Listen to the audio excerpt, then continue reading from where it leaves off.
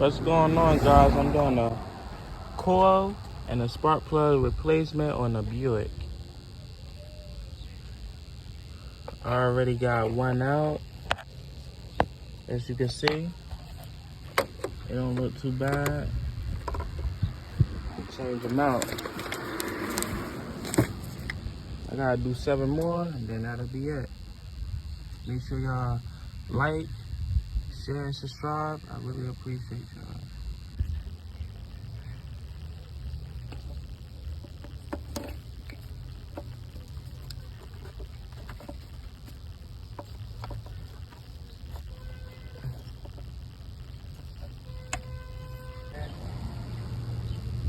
Alright, new ones in, old ones out.